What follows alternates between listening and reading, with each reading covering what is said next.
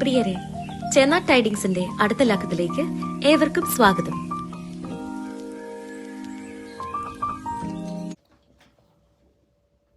Deep seek എന്ന Chinese AI കമ്പനിയുടെ വരവ് സാങ്കേതിക മേഖലയിൽ ഒരു വലിയ ഞെട്ടൽ ഉണ്ടാക്കിയിരിക്കുന്നു.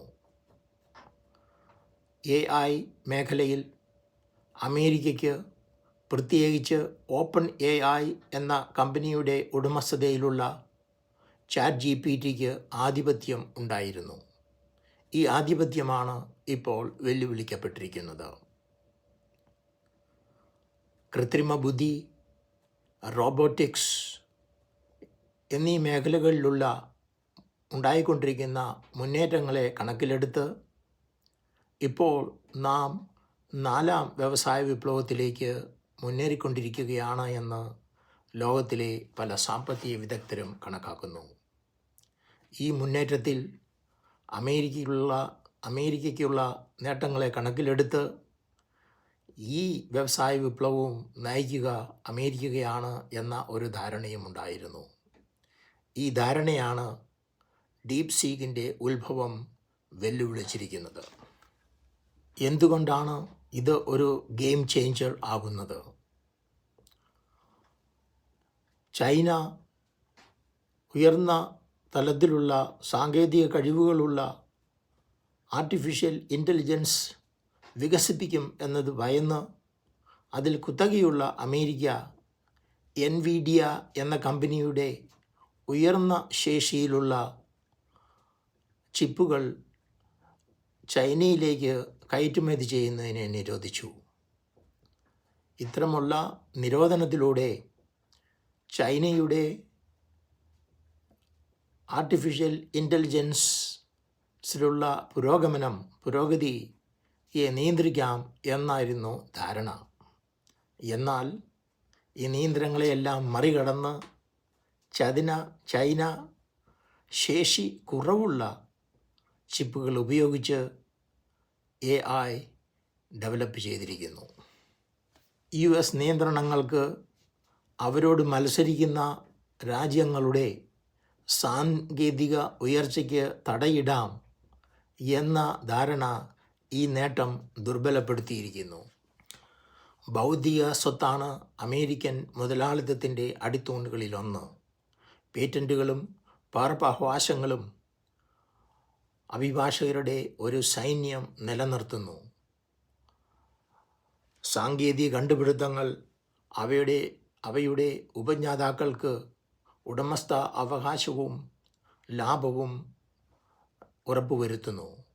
ഗണ്യമായ മൂലധനം കൈവശമുള്ളവർക്ക് മാത്രമേ സാങ്കേതിക വിദ്യകൾ കണ്ടുപിടിക്കാൻ കഴിയൂ എന്ന കാര്യം ഈ സംവിധാനത്തെ നിലനിർത്തുന്നു. ഡീപ് സീക്ക് ഒരു ഓപ്പൺ സോഴ്സ് സമീപനമാണ് സ്വീകരിച്ചിരിക്കുന്നത്. അതിൻ്റെ അർത്ഥം അവരുടെ ടെക്നോളജി എല്ലാവർക്കും ഫ്രീ ആയിട്ട് അവൈലബിൾ ആണ് എന്നതാണ്. ഉദാഹരണത്തിന്, കേരളത്തിൽ നിന്നുള്ള ഒരു സംരംഭകന് വേണമെങ്കിൽ ഡീപ് സീക്കിൻ്റെ ടെക്നോളജി ഉപയോഗിച്ച് മലയാളം മനസ്സിലാക്കുവാൻ കഴിവുള്ള ഒരു ആർട്ടിഫിഷ്യൽ ഇൻ്റലിജൻസ് ഡെവലപ്പ് ചെയ്യുവാൻ കഴിയും. അപ്പോൾ അതുപയോഗിച്ച് നമുക്ക് മലയാളത്തിൽ കവിതകളും കഥകളും ഒക്കെ രചിക്കാം. ഈ ചില കഴിവുകൾ ഇപ്പോൾ ChatGPTക്കുമുണ്ട്. ഞാൻ ChatGPTയോട് മലയാളത്തിൽ ഒരു റൊമാൻറ്റിക് കവിത എഴുതുവാൻ പറഞ്ഞപ്പോൾ എനിക്ക് നൽകിയതാണ് ഈ കാണുന്ന കവിത. ടെക് ബ്രോസ് എന്നറിയപ്പെടുന്ന $1 ട്രില്യൺ കമ്പനികൾ അമേരിക്കൻ സമ്പദ് വ്യവസ്ഥയുടെ ഒരു വൻ ശക്തിയാണ്. എന്നിരുന്നിട്ടും ഡീപ് സീക്കിൽ നിന്നുണ്ടായ ഭീഷണി അമേരിക്കൻ ഓഹരി മാർക്കറ്റിൽ വൻ ആഘാതങ്ങൾ സൃഷ്ടിച്ചു. ജനുവരി 27 അവയുടെ മൂല്യങ്ങൾ 1 ട്രില്യൺ ഇടിഞ്ഞു. ചൈനയിൽ നിന്നും ഉയർന്നു വരുന്ന മത്സരത്തിനിടയിൽ ഈ കമ്പനികൾക്ക് അവരുടെ ആധിപത്യം നിലനിർത്തുവാൻ കഴിയുമോ എന്ന അനിശ്ചിതത്വമാണ് ഈ പ്രതികരണത്തിന് കാരണമായത്. ഈ AI മോഡലുകൾ എങ്ങനെയാണ് പ്രവർത്തിക്കുന്നത്? ChatGPT, ഡീപ് സീക്ക് എന്നിങ്ങനെയുള്ള AI മോഡലുകൾക്ക് മനുഷ്യൻ്റെ വൈജ്ഞാനിക പ്രക്രിയകളെ അനുകരിക്കുവാൻ ഉള്ള ട്രെയിനിങ് കൊടുത്തിട്ടുണ്ട്, പ്രത്യേകിച്ച് പാറ്റേൺസ് തിരിച്ചറിയുവാൻ. ഉദാഹരണത്തിന്, ഒരു കുട്ടി ഒരു നായയെയും പൂച്ചയെയും തിരിച്ചറിയുന്നത് ആവർത്തിച്ചുള്ള നിരീക്ഷണത്തിന് ശേഷമാണ്. ഈ നിരീക്ഷണത്തിൽ ആ കുട്ടി പൂച്ചയെ പട്ടിയിൽ നിന്നും വ്യത്യസ്തമാക്കുന്ന കുറച്ച് സവിശേഷതകൾ മനസ്സിലാക്കുന്നു. AI സമാനമായ തത്വത്തിലാണ് പ്രവർത്തിക്കുന്നത്. പാറ്റേണുകൾ തിരിച്ചറിയുന്നതിനും മനുഷ്യനെ പോലെ ഉള്ള പ്രതികരണങ്ങൾ സൃഷ്ടിക്കുന്നതിനും അവ വളരെയധികം ഡേറ്റകൾ പ്രോസസ്സ് ചെയ്യുന്നു. എന്നിരുന്നാലും മനുഷ്യൻ്റെ ബുദ്ധി പാറ്റേൺ തിരിച്ചറിയലിനും അപ്പുറം വ്യാപിക്കുന്നു. യുക്തിചിന്ത, സർഗാത്മകത, അമൂർത്ത ചിന്ത എന്നിവ ഉൾപ്പെടുന്നു. AI ഇതിൽ വളരെ പിന്നോക്കമാണ്. എന്നാൽ മുന്നേറിക്കൊണ്ടിരിക്കുന്ന AIയുടെ നേട്ടങ്ങൾ ഇതിനെയും ഉടനെ തന്നെ മറികടക്കും എന്ന് കരുതപ്പെടുന്നു. ഡീപ് സീക്കിൻ്റെയും ചൈനയുടെയും മുന്നേറ്റം മറ്റൊരു ചോദ്യവും മുമ്പോട്ട് കൊണ്ടുവരുന്നു. ലക്ഷക്കണക്കിന് എൻജിനീയേഴ്സിനെ സൃഷ്ടിച്ചിട്ടും ഇന്ത്യക്ക് എന്തുകൊണ്ട് ഇത്തരത്തിലൊരു മുന്നേറ്റം ഉണ്ടാക്കുവാൻ കഴിഞ്ഞില്ല എന്നത്. ഇതിൻ്റെ കാര്യങ്ങൾ നാം കണ്ടുപിടിക്കേണ്ടതുണ്ട്. ഒന്നാമതായി, ഇന്ത്യയിൽ ഗവേഷണത്തിന് ചെലവാക്കുന്ന തുകയുടെ കുറവാണ്. അമേരിക്ക അവരുടെ GDPയുടെ 3.5%, ചൈന 2.5% ചിലവഴിക്കുമ്പോൾ ഇന്ത്യ ചിലവാക്കുന്നത് വെറും 0.6%. അതുകൊണ്ട് തന്നെ ഇന്ത്യയിൽ ഗവേഷകർക്ക് ഓപ്പർച്യൂണിറ്റീസ് വളരെ കുറവാണ്. എന്നാൽ അവരെ രണ്ടും കൈയും നീട്ടി സ്വീകരിക്കാൻ അമേരിക്കയും UK-യും തയ്യാറാണ് താനും.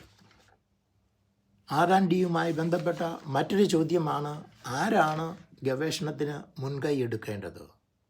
അത് ഗവൺമെൻറ് ആണോ അതെയോ പ്രൈവറ്റ് സെക്ടർ ആണോ എന്നതാണ്. മറ്റു രാജ്യങ്ങളിലെ ഡേറ്റ നമ്മൾ പരിശോധിക്കുമ്പോൾ നാം മനസ്സിലാക്കുന്നത് ചൈനയിലും അമേരിക്കയിലും മറ്റു വികസിത രാജ്യങ്ങളിലും അവിടുത്തെ പ്രൈവറ്റ് സെക്ടറാണ് ഇതിന് മുൻകൈ എടുക്കുന്നത്. എന്നാൽ ഇന്ത്യയിലെ പ്രൈവറ്റ് സെക്ടർ ക്യാപിറ്റലിസ്റ്റ്, അതായത് ഇവിടുത്തെ നേതൃത്വത്തിൽ നിൽക്കുന്ന മുതലാളിമാർ R&Dയിൽ പൈസ ചെലവഴിക്കുവാൻ തയ്യാറല്ല എന്നാണ്. R&Dയിൽ ചെലവാക്കുന്ന പൈസ, ഇൻവെസ്റ്റ്മെൻറ്റിൻ്റെ റിട്ടേൺ വളരെ ലോങ് ടേമിലാണ് കിട്ടുക. നമ്മുടെ ഇന്ത്യൻ ക്യാപിറ്റലിസ്റ്റ് അതിന് തയ്യാറല്ല. അവർക്ക് ഇമ്മീഡിയറ്റായി പ്രോഫിറ്റ് വേണം. അതുകൊണ്ട് തന്നെ നമ്മുടെ ഇന്ത്യൻ ക്യാപിറ്റലിസ്റ്റിന് ഒരു പ്രോഗ്രസീവ് സ്വഭാവമില്ല. അവർ പുറത്തുനിന്നുള്ള ടെക്നോളജി ഉപയോഗിച്ച് സാധനങ്ങൾ ഉൽപ്പാദിപ്പിച്ച് ലാഭമുണ്ടാക്കുവാൻ ആഗ്രഹിക്കുന്നു. ഈ വ്യവസ്ഥയിൽ ഒരു മാറ്റമുണ്ടാകാതെ ഇന്ത്യക്ക് സാങ്കേതിക മേഖലയിൽ പുരോഗതി ഉണ്ടാക്കുവാൻ സാധ്യത വളരെ കുറവാണ്. നിങ്ങളുടെ സ്നേഹത്തിനും സഹകരണത്തിനും നന്ദി.